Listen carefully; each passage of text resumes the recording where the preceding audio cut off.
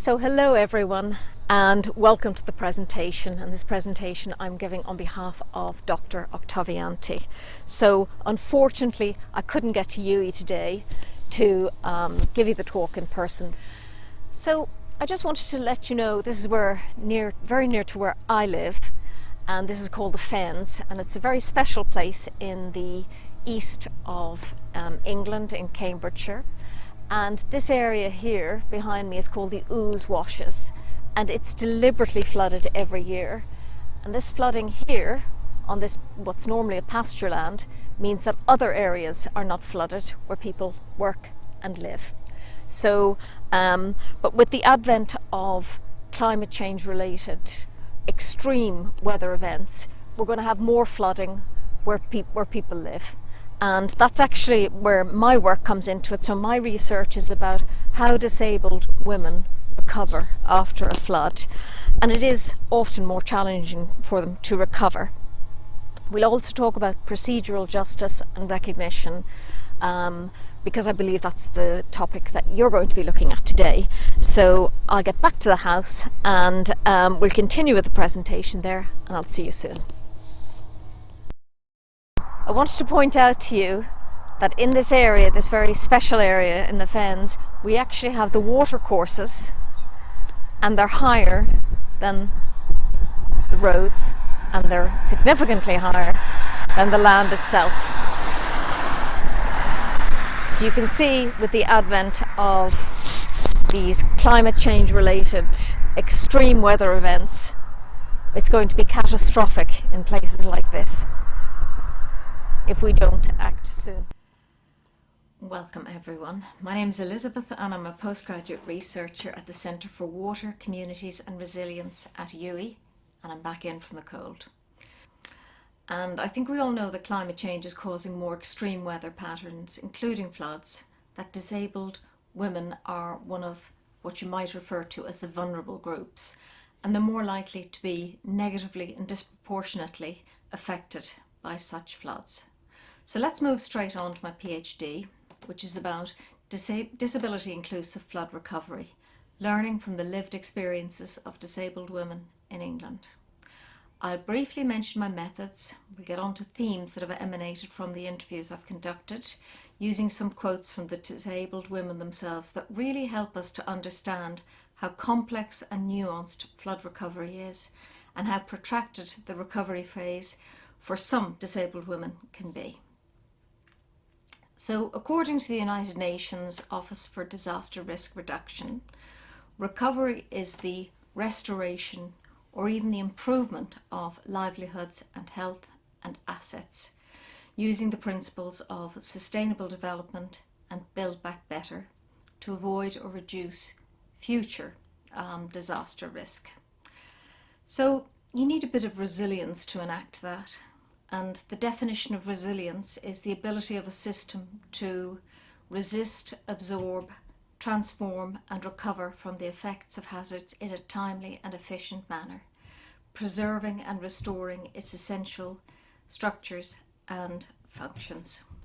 The term resilience was initially used in the 1970s to describe the stability of ecological systems, so the capacity of a system, for example of plants, to resume functionality following a disturbance. There are lots of different types of resilience: engineering, socio-ecological resilience thinking, and we can talk about those afterwards. So let's talk about methodology.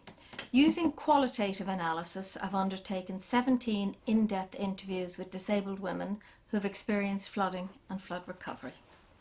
A document analysis of policy documents from central government to lead local flood authorities and other organisations, including voluntary organisations that play a large part and can be considered as trusted intermediaries. And I'm presently conducting interviews with professional workers in the area of flood recovery.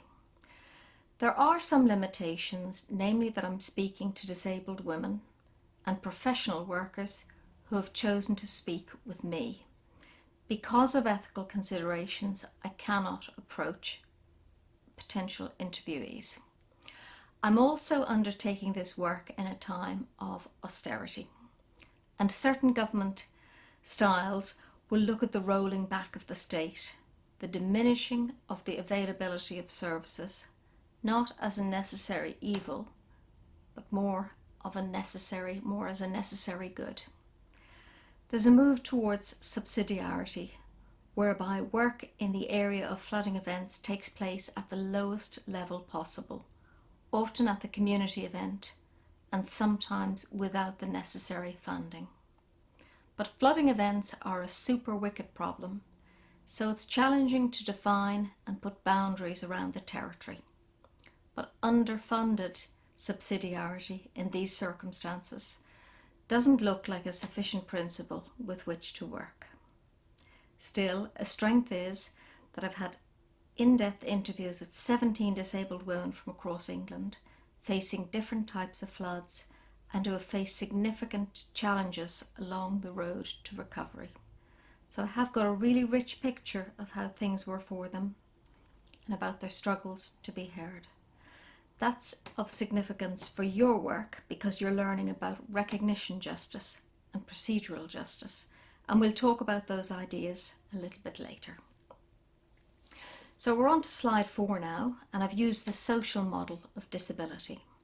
We, that is disabled people, we don't need to be perceived as bad luck, and we're certainly not objects of pity, as might be seen under other models of disability. The social model of disability is about eliminating barriers that prevent social inclusion. I also use the lens of Kathy Sharmas's version of grounded theory. While themes should emerge from the data, she recognises that we don't come to the research table with a blank slate, which is also known as a tabula rasa, that instead we approach our research with prior knowledge and we have biases, and that we can't be wholly objective.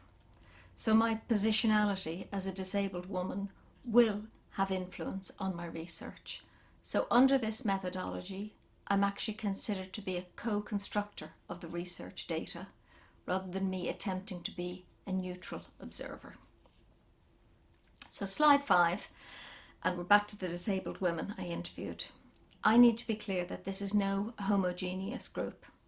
Some of the women were officially recognised as disabled, some self-identified as disabled. Some had physical health issues and some had mental health issues, and some had multiple health issues. On top of all this, I want to briefly bring in intersectionality into the presentation, as I think you'll be discussing that soon. Professor Kimberly Crenshaw suggests that intersectionality denotes categories of human social identities that intersect in a variety of ways. A disabled person belongs to other categories, such as a disabled person who is also female and also from a lower or higher socio-economic group. This intersectionality manifests itself so that certain categories are more likely to intersect. For example, disabled people are more likely to be part of a socio-economic group that is economically disadvantaged. They're more likely to live in an area that's at higher risk of flooding. Now remember, bearing certain social identities can render an individual more or less susceptible to the effects of disasters, which in turn can affect their ability to respond to and recover from a flood. This includes individuals who are disabled yet are relatively independent before the advent of a disaster. They can be affected in ways that are both negative and excessive after a flooding event because of their membership of the disabled group. Now moving on to slide 6, and that's about secondary stressors. So secondary stresses are tensions that arise after a flooding event and include dealing with insurance companies, loss adjusters, builders and other parties after a flood. And we need to remember that other interwoven circumstances such as poor housing construction or stigmatisation, which ties in with recognition justice, or family dynamics, can also increase the risks for disabled women during a disaster situation and make it more challenging to recover. Now, moving on to slide 7, And in terms of qualitative data analysis software packages, I'm using one called QSR in Vivo. Some major themes that have come through the data are listed here, and due to time constraints, I will examine some of these themes. So we'll start by looking at recovery. One of the disabled women I interviewed, Lola, explained her perception of the situation. This is what's frustrating. If I'd been physically well, I would have been recovered by now, wouldn't I? And this is what's holding me back all the time. And that's what takes me down. And I have to shut off for days sometimes because I don't see a way out of it. I can see myself dying before I'm out of it. Now, having moved away from her community, her friends and her daughter to access alternative accommodation, having to sort through soaked possessions, and after pleading with shop members of staff to sell her some shoes when the clothing sections of shops were cordoned off due to the COVID lockdown, Lola is unsure that she will be able to row back from her even more strained health and housing situation. Now we're moving on to slide 9, and we're talking about resilience. Without the help of personal assistance, Lily was obliged to become more self-reliant until her personal assistance could arrive. And that meant that, just in case anyone is not familiar with the term I'm about to use, a commode. A commode is like a piece of furniture that looks like a chair, but it is a toilet. Lily said, ironically, in my case, it might sound crazy, but I think it made me stronger. Lily tied a piece of string to a commode and then tied the other end of the string around her waist, and she pulled the commode along and then rested for 20 minutes and continued until she was able to empty the commode. She said, I wouldn't want to do that every day. I'd end up in hospital, but it gave me self-confidence in a way because I felt like I could survive. It pushed me at a time I was struggling to walk. In some ways, maybe it forced me to walk 10 meters instead of 5. And that was a key word that many participants used, just surviving, and also just being grateful for any help. But as Tara mentioned, and I'm going to talk about her now, being grateful for any assistance can be dangerous. You need the right sort of help. Tara had, amongst other issues, suicide ideation. And Tara said, all I can say, I think the biggest things for me, are survival and gratitude. I think being grateful for the slightest little thing, and as a consequence of that, you just put your health at risk. I get really ill, so the flood did affect me really badly, and I was doing a lot of self-harm. Tara had the additional strain of being autistic and had autistic children to look after too. Slide 11. Carrie talked about her physical health. So she said, I definitely have more pains. I think that lugging around stuff has damaged my neck, and when you're not well anyway. Physically, I feel worse. My chest isn't good because of all the damp. Carrie lived upstairs in her property for 5 years while the downstairs of her house was being restored. After the flood, she found it challenging to get to the community centre where food and other assistance was provided. She had a mobility scooter but could not charge it as she had no electricity after the flood. So on to slide 12, and we're talking about the financial implications for some disabled women during the flood recovery phase. So the local authority took Charlotte's relocating as a change in circumstances, which meant her welfare payments were stopped and reassessed 4 times because of the flood. Charlotte said, and our disability, strangely enough, hasn't gone away. It's still here. We're still the same people with the same difficulties.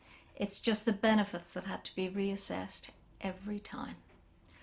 Charlotte moved out temporarily so her property could be restored after the flood, and she moved out temporarily again when a professor from her local hospital, who noticed her worsening health condition, wrote to the local authorities and effectively told them, carry out more work on her property or move her to another property.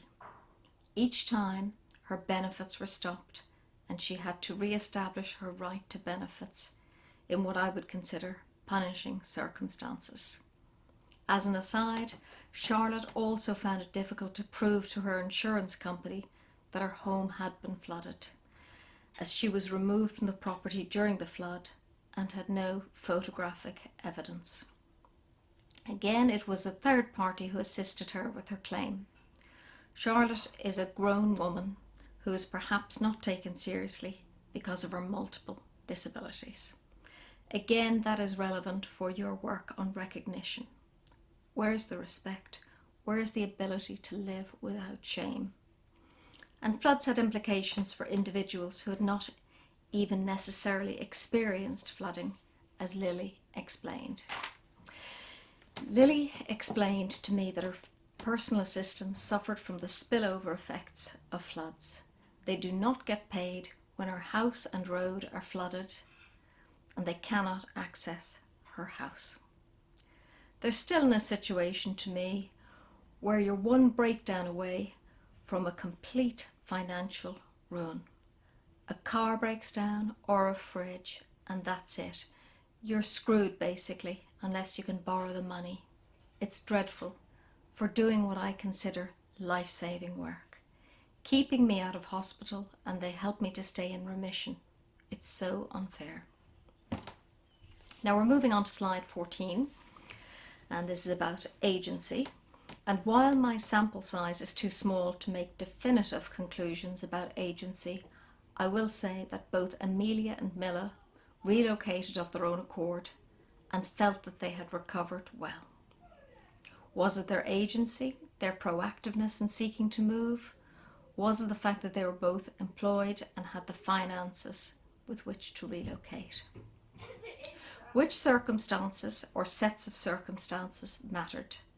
I mean, there were other people I interviewed who did have the finances to relocate, but did not move for a variety of reasons. But it was still good to hear that there was the opportunity for real recovery. So we're looking at slide 15 now. So let's take a look at my general conclusions at this stage of the analysis. Recovery seems to be a protracted process for disabled women, and it is difficult to see if some people will ever recover from the effects of flooding. This suggestion of poor recovery was echoed by one professional worker I interviewed. There appear to be gaps in service provision for disabled women at this time. It's possible that some disabled people's requirements are not being met. In terms of documents analysed, it's likely that there are gaps too. Some disabled people are not mentioned, or if they're mentioned, it is with reference only to their vulnerability. Preparation was key to recovery, and there is an awareness amongst these documents that mental health issues are prominent after flooding events. Disabled women with experience of flood recovery have expertise in this area, and that needs to be acknowledged. So slide 16. We need to remember that disabled women have experience of continuously negotiating physical, psychological and institutional barriers. They confront access issues on a daily basis, even without a flood. They can, if willing, offer insight into how problems should be addressed in an inclusive manner throughout the disaster cycle, and their input could give rise to more inclusive policies. And this feeds nicely into the work that you're looking at, namely procedural justice and recognition justice. First, let's look at environmental justice.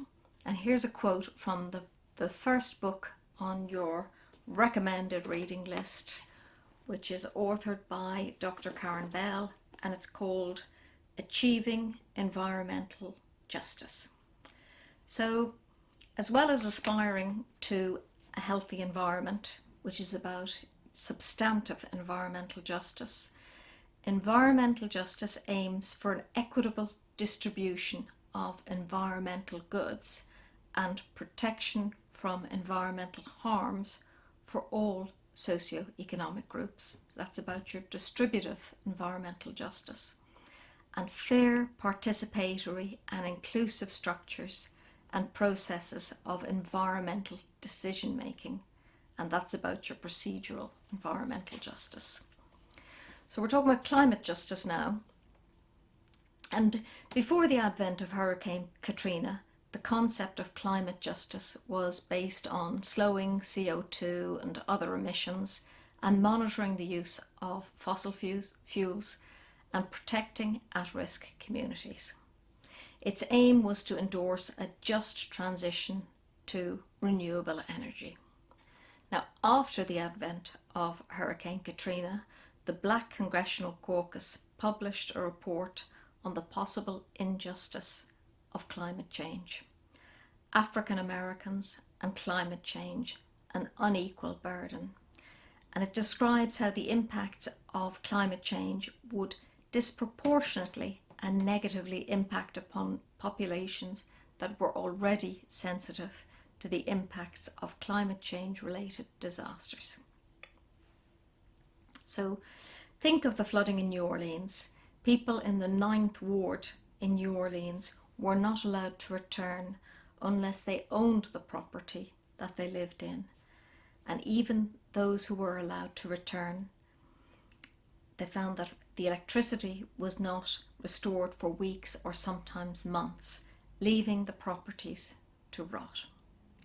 Now, some spoke of Hurricane Katrina as a good opportunity for gentrification.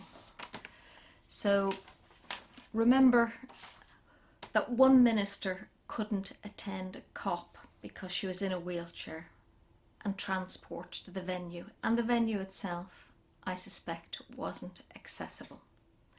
The need for disabled women's voices at the disaster risk management planning table is clear. But as one professional worker I interviewed from an undisclosed government agency in England explained, it's one thing having disabled women at the table, but who holds the power? So it doesn't matter if disabled women are at the table if their ideas are not taken on board. Is it only a box-ticking exercise to include disabled women? And yet the impacts of disasters, while not totally avoidable, can be minimised with the use of judicious planning and adherence to inclusive guidelines. This sits alongside a more general shift in emphasis from the paradigm of flood defence resistance to adaptation. Better arranging of physical space according to accepted principles such as universal design. For example, disabled people and women in general have argued for better urban planning that reduces the need for travel and universal design, and it means that we can all use the public spaces. Now, we'll talk a bit about recognition, and to me this is very like a Marta Sen's capabilities approach. Do you have enough resources to live in your society without shame? If you get your degree and go to London for a job interview, have you got the right clothes? Can you afford the smart shoes that you need? So recognition, it's about respect, and it's about acknowledging that shame that is often internalized. Alex Honiton, he's a philosopher, when he was a child, he visited poor school friends in their houses, and he saw their shame about the poverty that existed, and he felt his own shame for having money and living in a lovely home and having resources. So as Mahatma Gandhi said, how can people feel themselves honoured by the humiliation of their fellow human beings? So Axel Honneth talks about love, equal treatment in law, and social esteem. Now, it's the first time I've seen love mentioned in an academic peer-reviewed article. There you go. But what I want to talk about is equal treatment in law. I don't think we should be looking at equal treatment. Maybe we should be looking at equitable treatment, because it might cost more money for someone less mobile to heat their home. And it might be a case of using more resources, such as the construction of a lift or an elevator, so that a disabled person can get to work. or to places of education. Recognition justice is a theory of social justice that emphasises the recognition of human dignity and of recognising differences between subaltern groups and the dominant society. So again, we'll go back to Axel Honneth and Nancy Fraser, and we can see that they're pointing to a 21st century shift in theories of justice, away from distributive justice and towards recognition justice and the elimination of humiliation and disrespect. Fraser's theory of social justice has been mindful and inclusive of disabled people, placing its emphasis upon parity of participation. So everyone needs to be included to contribute to meaningful and locally relevant policies to counter the effects of flooding disasters.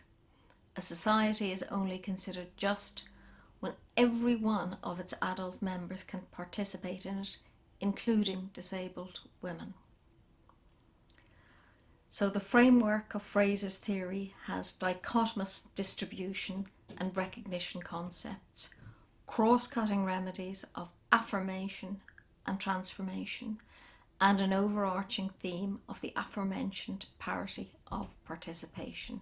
The distributive dimension, which aligns with Rawls' idea on redistribution, speaks to the rubric of resource allocation inequalities, which can disproportionately affect disabled people. Now we're moving on to slide 17. That disabled women might have specific skills that could be harnessed to help increase resilience during the aftermath of a flood should be of interest to policymakers who are responsible for supporting all individuals affected by the vagaries of climate change. They may actually sometimes be the least vulnerable and the most knowledgeable members of the community. Now I want to finish up with a quote from Charlotte about how things could be and how they shouldn't be. I end up thinking people working together and not treating your disability as an excuse for being more difficult. So like me saying, I'm not going to sign this document till I've read it, and the local authority official replies, oh well, now you're just being difficult because you're autistic. You think you can be difficult. Not having that attitude against disability. Charlotte was threatened with homelessness if she didn't sign some papers offered by a local authority official that she had not had the chance to read. These type of events and encounters make flood recovery that much harder. And I just want to thank you for listening, and questions are very welcome.